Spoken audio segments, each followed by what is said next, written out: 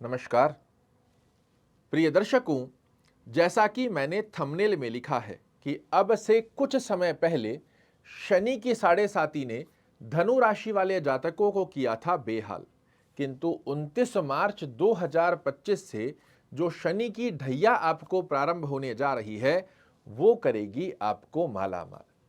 मुझे पता है जितने भी धनु राशि वाले लोग हैं, जब शनि की साढ़े साती की ड्यूरेशन को याद कर रहे हैं तो आपके मन में एक अज्ञात भय आ रहा है कि जैसा शनि की साढ़े साती का पीरियड गया था, क्या वापस 2.5 साल आपके जीवन में वैसे ही आने वाले हैं। और इसे लेकर बहुत से धनु राशि वाले जातकों के कॉल मैसेज भी आ रहे हैं कि हमारे ऊपर शनि की ढैया फिर से चालू होने जा रही है, क्या वैसे ही दिन हमें पुनः से देखने पड़ेंगे। उसी संशय को दूर करने आज आपके सामने उपस्थित हुआ हूं और पूर्ण विश्वास के साथ कह सकता हूं, आज का यह कार्यक्रम धनु राशि वाले जातकों के लिए बहुत ही महत्वपूर्ण होगा। जो शनि की साढ़े साती ने आपका बेहाल किया, किंतु ये जो 29 मार्च 2025 से शनि की ढैया आपको प्रारंभ होने जा रही है वो करेगी आपको मालामाल। और ये आपको खुश करने के लिए नहीं, शास्त्र प्रमाणित स्थिति से आपको अवगत कराने जा रहा हूं। देखिए, धनु राशि वाले जातकों के लिए शनि महाराज 29 मार्च को प्रवेश कहां कर रहे हैं? चतुर्थ भाव में। और चतुर्थ भाव केंद्र का भाव होता है।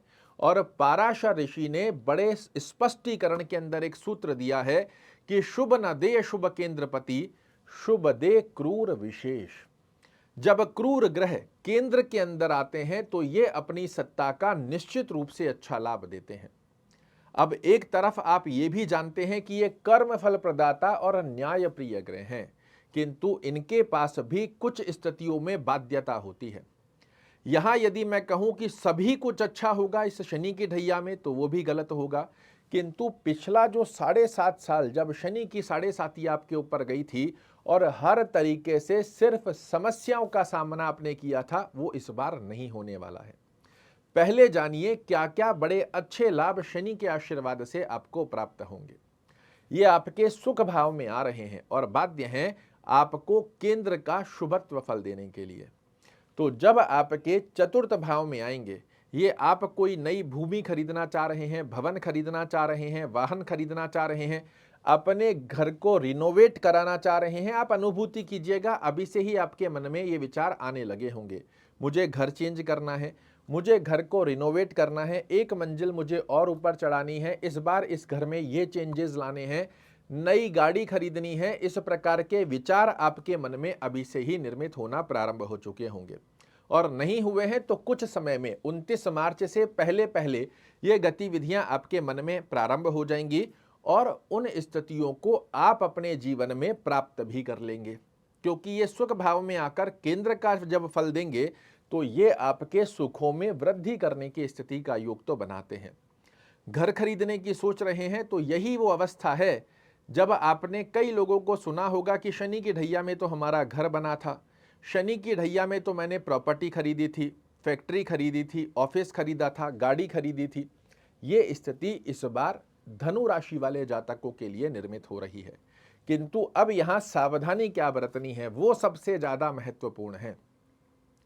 ये क्या है शनि की ढैया? शनि अर्थात शनि, शनि अर्थात धीरे धीरे, ये आपके लिए चीजों को धीरे धीरे फलीभूत करते हैं।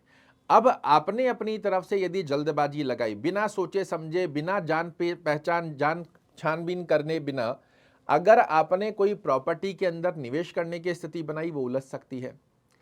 थोड़े से लालच के चलते कि आपने किसी से बात करी कि मुझे अपने घर को रिनोवेट करना है, एक मंजिल इसके ऊपर और चढ़ानी है, और दो व्यक्तियों से बात करी, एक ने आपको बहुत कम बजट दे दिया, आपने उसके चक्कर में फंस गए, वो पता पड़ रहा है काम धीरे धीरे धीरे धीरे कर 2.5 साल ले गया। तो इस स्थिति में आपको भौतिक सुख तो शनि महाराज देंगे, किंतु उस सुख को प्राप्त करते समय में बड़े सोच समझकर, विचार कर कर, शांतिप्रद अवस्था में और ग्रीडीनेस को हटाकर, छानबीन कर कर यदि आपने प्रॉपर्टी का, भौतिक सुखों को अर्जित करने का कोई भी प्रयोजन बनाया, ये आपके लिए बहुत अच्छी अवस्था का योग बनाकर देंगे। चतुर्थ भाव में शनि महाराज का आना ये आपको जनता में यश, मान और प्रतिष्ठा दिलाता है। चतुर्थ भाव में शनि महाराज का आना आपके माता के स्वास्थ्य को पुष्ट करता है। चतुर्थ भाव में शनि महाराज का आना पैतृक संपत्ति से संबंधित आपको लाभ दिलाता है। अगर कोई पैतृक संपत्ति से संबंधित कोई विवादास्पद स्थिति देखने को मिल रही है तो आपके लिए बड़ी अच्छी अवस्था का योग बनकर आने वाला है। इसकी अनुभूति आप 29 मार्च 2025 से करते हुए पाए जाएंगे। अब ये अवस्था हुई कि ये शनि की ढैया आपको भौतिक सुख देकर जाएगी, मतलब जाएगी, इसमें किसी प्रकार का किंतु परंतु नहीं है। उसमें क्या बात ध्यान रखनी है ये आपको पहले से मैंने बता दिया है।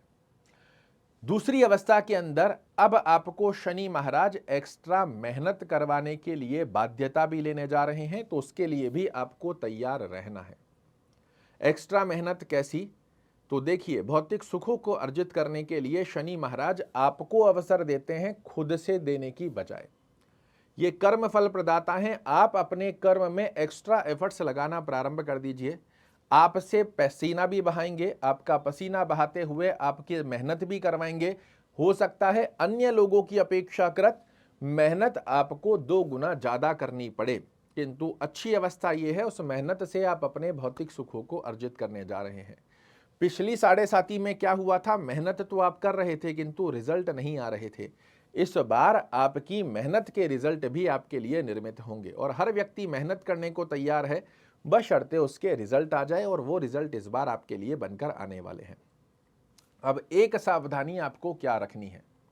यहां आपको जो सावधानी रखनी है कि शनि महाराज की दशम दृष्टि आपके लग्न, आपकी राशि पर आएगी, और शनि की दृष्टि लग्न पर आना, आपके चंद्रमा पर आना, ये आपको थोड़ी सी सावधानी बरतने की आवश्यकता यहां पर रखनी है।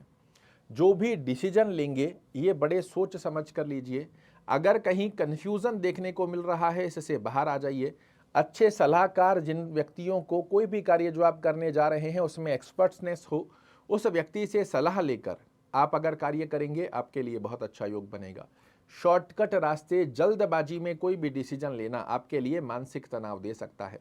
अपने कर्म क्षेत्र में कहीं इन्वेस्ट करना चाह रहे हैं, कर्म क्षेत्र में कुछ नया चेंजेस करना चाह रहे हैं, टोटल मिलाकर अगर एक लाइन में कहूं तो इस शनि की ढैया के अंदर जल्दबाजी में आपको कोई भी कार्य नहीं करना है। जितना शांतिप्रद अवस्था में आप कार्य करेंगे उतने श्रेष्ठगत अवस्था में लाभ पाएंगे। जितना जल्दी भागने की कोशिश करेंगे शनि महाराज फिर से रोक लेंगे कि भैया जी धीरे धीरे चलो, क्योंकि मेरा नाम भी शनि है और जब मैं आपको फल दूंगा तो उसके आधार पर ही आपको रिजल्ट भी बनेंगे।